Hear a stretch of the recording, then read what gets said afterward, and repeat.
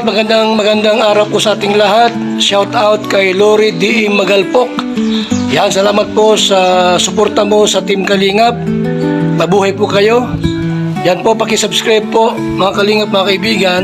Lori D. Magalpok. Ayan, suporta po natin si Ma'am Lori D.M. Magalpok. Napaka-solid supporter ng isang Kalingap. Subscribe po ng kanyang YouTube channel. And maraming salamat po sa inyo lahat. God bless po. Jesus loves you. So, welcome back again sa ating YouTube channel. Again, this is Lori D.M. Magalpok Vlogs. And for today's video, ayan, nandito na naman tayo sa Alsada. And meron tayong pupuntahan isang unexpected na biyahe. And today is March 14, 2026. So ayan, bigla na lang tayong napatalon papuntang Maynila. Talagang sabi ko nga, it is an unexpected na biyahe. Kaya tingnan nyo kung saan na naman makakarating itong inyong maligalig na host, ha?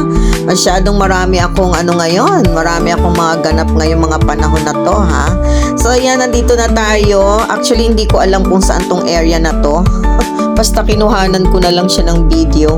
Hindi ko siya mai-explain dahil alam nyo naman, I am not na dito sa Pilipinas at ako'y nagugulumihanan ng utak ko at ang tingin ko ay pare-pareho na lang sila by the time na wala ako dito sa Pinas. So pagbalik ko talagang naninibago ako. So ayan, itong area na to parang alam ko na. Andito na tayo sa Dolomite area. Ayan binabagtas natin tong kahabaan ng ewan ko. Nakakatuwang vlog to, no? So pasensya na kayo kasi habang nasa biyahe kami dahil nga minsan lang kami magkasama-sama. Yan by the way, kasama ko nga pala dito yung kumari ko, yung mother ng jowa ng anak kong panganay. Ayan, so kapag may lakad sila ay ako ay binibitbit nila. So tanghali na dahil nga hinintay nila ako. Sorry ulit sa kanila na paghintay ko sila kasi nakalimutan ko yung lakad na to, promise. And come to think of it, kala ko today ang aking ultrasound. So nag-fasting ako. 3:30 yung last na kain ko. Wala lang, na-explain ko na. Ayan, nandito na tayo sa may bandang Luneta. Pero syempre, hindi pa natin yan pupuntahan. Mamaya tayo. Kasi mainit pa eh. So maganda dyan ay mamayang gabi. So ito, nandito na tayo sa intersection and we're going to Manila Hotel. So ayan na, papalapit na tayo ng papalapit dyan. Maghanap lang tayo ng parking. Start natin ng Manila Hotel. Eto na, nakababa na kami. Hindi pa pala, dumaan pala muna kami dyan sa Manila Hotel. At meron kaming minute dyan. Umattend kami ng umattend kami ng kasal dyan. Pero hindi kami nagtagal kasi nga meron din kaming mga lakad. So sinilip lang namin sila. So yan yung kumari ko. Sa mga kabady-body loves ko, yan na, Manila Hotel. Nakikita niyo pagpasok natin, grabe. Ang gusto kong makita at mapuntahan dyan ay ang mga chandelier. Yan si Badet. Sorry naman at mainit. Let's go!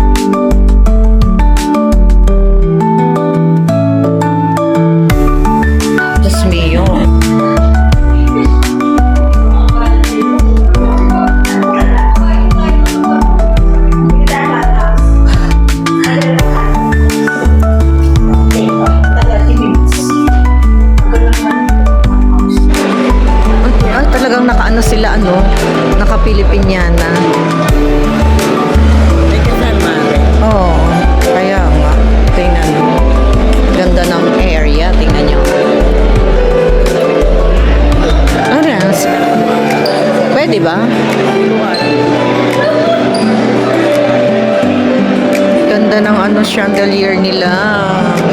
Ang nice.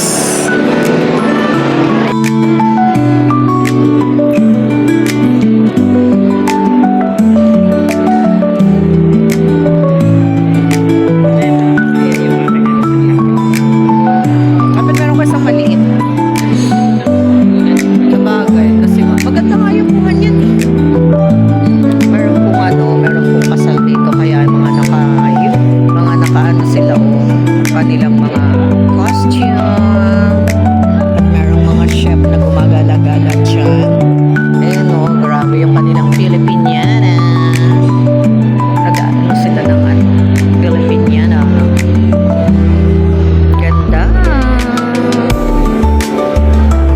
Yan.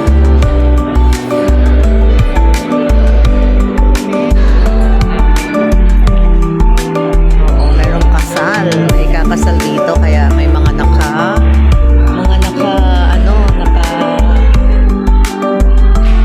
diba? Yan o. Nicey. Ang ganda. At ito yung kanilang elevator. Yan o. Masyali ng elevator nila dyan. Yan. Ang elevator. Gold na gold. Yan o. Diba? Oo. Kasi nga, merong ano, may kasal dito ngayon. Okay. Yan, sa entrance na sila. Diba? Sa entrance na sila.